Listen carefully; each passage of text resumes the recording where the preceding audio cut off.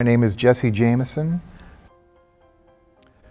and I'm the creator of Old Minneapolis on Facebook. It's a historic website for Minneapolis only, and it's got to be before October 18th, 1988. To me, the city downtown hasn't been the same since that day. That was when they started the destruction of the old Block E. The hole that was left when they tore down Block E, the hole was deeper than the buildings were tall. What was down there? I'd like to see some pictures of that.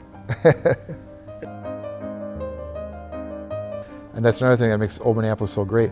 People digging those out, scanning them and uploading them, because you can't find those in a book, you can't Google them. I could put together a book with just the photos and stuff that people have posted, their own personal stuff. I haven't stood here for a long time. I sent Jesse I think it's about 200 images so far that I found as I've been going through all of my old images and scanning them.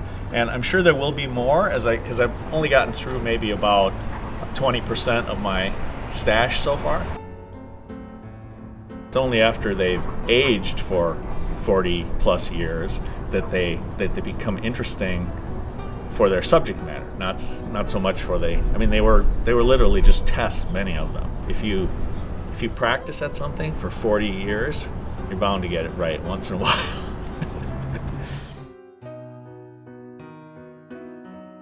But this, with everybody adding their own stories and information and personal stuff and personal pictures, stuff you're not going to find anywhere in a book or on the internet or something like that. That's what makes Old Minneapolis really special. But the best part is hearing what people have to say about them. And it's things like, oh, I worked there, or I know that guy, or my dad owned that shop. And literally this stuff has happened in the past few days, and I just am astounded by it. So that's just a fantastic thing to have this private collection of images that I appreciate, and to see that there's all these other people who get great enjoyment from it. It's wonderful. When I first started Old Minneapolis, the first photo I ever posted was of a bar called the Casablanca Cafe, 1945. And this is where it was, right here. This block is all the gay 90s right now, but back then it was different places. There was like a jewelry store there, the Casablanca here, and so forth. And this section you can see right above the door, and it's right here. This was the Casablanca. And if you go in there now, it's the same bar. It goes right along this wall over here. And it's really cool that it's the same bar and that this is still here. Oh yeah, I'll never stop. This is the funnest part of my day. I'm constantly thinking of Old Minneapolis.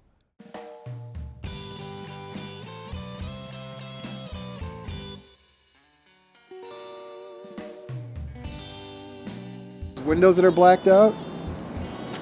They used to not be blacked out, but they did look empty. I've been wanting to go in there. I've talked to somebody that worked there. I've talked to the manager. At least I think that's who it was. They won't let me in there. They said I wouldn't be interested. It's just a dirty nothing. I want to see it.